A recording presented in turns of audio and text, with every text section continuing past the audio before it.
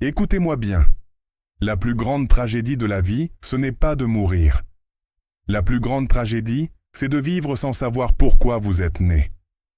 La mort ne menace jamais celui qui a trouvé son but.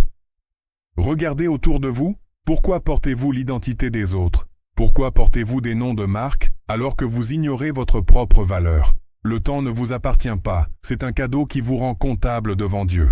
Arrêtez de vivre au jour le jour pour simplement survivre. Il est temps de passer du statut de suiveur à celui d'agent de changement. Votre futur n'est pas devant vous, il est piégé à l'intérieur de vous. Avant d'aller plus loin, comprenez que votre présence ici n'est pas un hasard. Nous vivons à une époque où beaucoup se laissent porter par le courant des circonstances, subissant la vie au lieu de la diriger. Mais aujourd'hui, nous allons briser ce cycle. Pour passer du statut de spectateur à celui d'acteur de votre destinée, vous devez maîtriser les deux seules forces que personne ne peut arrêter. Le temps qui s'enfuit et le changement qui s'impose. Si vous voulez que votre futur ressemble à vos rêves et non à vos regrets, vous devez cesser d'improviser votre existence. Entrons maintenant dans le vif du message. J'aimerais que vous écriviez ceci. Le pouvoir de la planification. Le pouvoir de la planification et du changement. Je souhaite me concentrer pendant quelques minutes sur la compréhension du principe de la planification et de la préparation, et sur la manière dont cela se rapporte à la pensée stratégique. Nous avons des jeunes ici ce soir. Vous êtes très important pour moi. Si vous avez moins de 25 ans, vous êtes très important pour l'année prochaine. Si vous avez entre 25 et 40 ans, je veux que vous vous prépariez à un changement massif. Si vous avez plus de 40 ans, vous allez apprendre que les choses que vous pensiez établies vont être ébranlées, pas de manière négative, mais de manière positive. J'aimerais que vous écriviez ceci. Les deux puissances de la vie. Il y a deux puissances dans la vie auxquelles chacun de nous doit faire face chaque jour. Les deux puissances de la vie que vous ne pourrez jamais contrôler ni arrêter sont le temps et le changement. Vous ne pouvez pas contrôler le temps. Vous ne pouvez pas contrôler le changement. Deuxièmement, les deux composants les plus difficiles à gérer dans la vie sont le temps et le changement. Que cela vous plaise ou non, la nouvelle année approche. Troisièmement, la vie d'un homme réside dans la manière dont il gère et utilise le temps et le changement. Nous devenons ce que nous sommes en fonction de la façon dont nous utilisons le temps et dont nous gérons les changements dans nos vies. Vous êtes le produit de ces deux choses. Par conséquent, le quatrième point est très important. La clé de votre avenir est la gestion réussie du temps et du changement. Vous ne pouvez pas arrêter le temps, vous ne pouvez pas arrêter le changement. Tout ce que vous pouvez faire, c'est les gérer. Et vous devenez ce que vous êtes sur la base de la gestion de l'un et de l'autre. Je veux simplifier la vie pour vous ce soir. Vous êtes simplement le produit de la façon dont vous utilisez votre temps et dont vous gérez les changements que vous avez traversés jusqu'à présent. Ce que vous deviendrez dans 10 ans sera le résultat de la façon dont vous gérerez le temps et les changements à venir. Quand nous parlons du temps, parlons-en isolément pendant 1 minute. Le temps est une puissance incroyable. Chaque jour, semaine, mois ou année est un cadeau que Dieu nous fait. Et ce cadeau nous est donné pour accomplir une mission. Cela signifie que vous avez été envoyé sur terre pour achever une tâche et remplir un but spécifique. Mais Dieu vous a envoyé pour le faire dans un laps de temps déterminé. Vous n'avez pas l'éternité pour accomplir votre mission. C'est important. Vous avez été envoyé sur terre pour faire quelque chose, et on vous a donné un certain temps pour le faire. Vous n'avez donc pas le luxe d'expérimenter. Le passage du temps, et j'écris ceci depuis mon esprit, vous rend comptable devant Dieu. Ainsi, la prochaine fois que vous direz « bonne année » à quelqu'un, faites une pause et demandez-vous « qu'ai-je fait de l'année qui vient de s'écouler ? Combien de temps ai-je gaspillé à regarder la télévision, à fréquenter des gens qui n'avaient aucun intérêt pour le succès, ou à m'adonner à des habitudes qui n'ont amélioré ni ma vie ni mon corps ? À quoi ai-je consacré cette année ? Nous sommes comptables devant Dieu car il nous a fait un don. Quand nous pensons au temps, je veux lire un verset du livre de Job, au chapitre 14, verset 5. C'est un verset dont vous devez vous souvenir toute votre vie. Il dit « Les jours de l'homme sont déterminés ».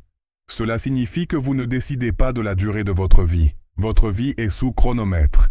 Le passage suivant dit « Tu as fixé le nombre de ses mois. Tu en as marqué la limite qu'il ne peut franchir. » Avez-vous remarqué qu'à la fin de l'année, soudainement, beaucoup de gens commencent à mourir. Il y a des gens qui passent Noël à pleurer, et parfois, Les personnes qui meurent n'avaient aucune maladie ni situation tragique. Certains mouraient en jouant au basket, au tennis ou dans leur jardin. C'est comme s'ils devaient mourir avant l'année suivante. Je crois toujours qu'il y a un quota. Ce verset dit qu'il fixe des limites que vous ne pouvez pas dépasser. Job dit donc, « Détourne ton regard de nous, Dieu, et laisse-nous tranquilles jusqu'à ce que nous ayons accompli notre temps, comme quelqu'un qui pointe à l'usine. Vous êtes venus sur terre, vous êtes nés à un moment précis, et vous n'avez qu'un temps limité pour faire ce que vous êtes censé faire avant de partir.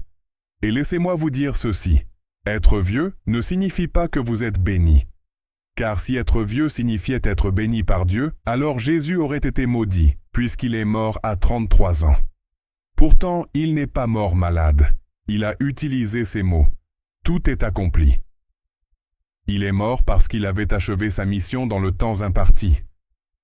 Certains d'entre vous sont venus à cette réunion ce soir et sont impatients de repartir, mais Dieu vous a envoyé ici pour vous dire « Arrête-toi une minute, arrête, reste ici un moment, jeune homme, arrête ça, arrête de courir. Tu cours après quoi? Tu es tellement occupé que tu n'as pas le temps de planifier. Écris ceci, le succès n'est jamais un accident, l'échec n'est jamais un accident non plus. Le succès est le résultat d'une planification et d'une préparation stratégique. Si tu ne planifies pas ton succès, tu as déjà planifié ton échec par défaut. Le changement est inévitable, mais la croissance est facultative. Le temps va passer, que tu fasses quelque chose ou non. La question n'est pas de savoir si le temps va passer, mais ce que tu vas faire passer avec le temps. Dieu ne vous a pas donné la vie pour que vous la passiez, il vous l'a donnée pour que vous l'investissiez. Chaque minute est une semence. Si tu sèmes ton temps dans la paresse, tu récolteras la pauvreté. Si tu sèmes ton temps dans l'apprentissage et la planification, tu récolteras une destinée. Regardez l'apôtre Paul. Il a dit « Je ne cours pas à l'aventure ». En d'autres termes, il ne courait pas simplement pour courir. Il avait un plan. Il avait une stratégie. La plupart des gens ne savent pas où ils seront dans 5 ans parce qu'ils n'ont pas pris 5 minutes pour planifier les 5 prochaines années. Écoutez-moi bien, jeunes gens, la vigueur est pour les jeunes, mais la sagesse est pour ceux qui planifient. Ta force ne durera pas éternellement. Ta jeunesse est une saison de préparation, pas seulement une saison de plaisir. Si tu ne te prépares pas pendant que tu as de la force, tu souffriras quand tu n'en auras plus. Ne vous méprenez pas, la vision sans planification est une illusion. Vous pouvez crier, vous pouvez danser, vous pouvez même prier toute la nuit. Mais si vous ne sortez pas de cette salle avec un plan papier, vous n'irez nulle part. Dieu ne multiplie pas le vide, il multiplie ce que vous avez préparé. Regardez la nature, Dieu n'a pas créé les arbres avant d'avoir prévu la terre, l'eau et le soleil. Il a planifié l'environnement avant de libérer le potentiel. Votre esprit est le quartier général de votre futur. Si votre esprit est encombré par le divertissement au lieu d'être structuré par la stratégie, vous resterez un esclave du système au lieu d'être un maître de votre domaine. Le leader n'attend pas que le futur arrive. Il le conçoit. Il s'assoit, il calcule, il anticipe. Je vous mets au défi ce soir. Prenez un cahier, prenez un stylo. Ne demandez pas à Dieu ce qu'il veut faire. Il vous l'a déjà dit à travers vos rêves. Demandez-lui plutôt la discipline de planifier les étapes pour y arriver. Souvenez-vous, le monde ne laisse de la place qu'à l'homme qui sait où il va. Le temps ne s'arrêtera pas pour vos excuses. Le changement ne ralentira pas pour votre confort. Levez-vous, planifiez votre vie et manifestez la gloire qui est enfouie en vous. C'est l'heure de passer du souhait à la réalité. Le but sans plan n'est qu'un souhait. Beaucoup d'entre vous ont de grands rêves, mais vous n'avez pas de plan. Vous priez pour que Dieu vous bénisse, mais Dieu ne bénit pas les souhaits, il bénit les plans.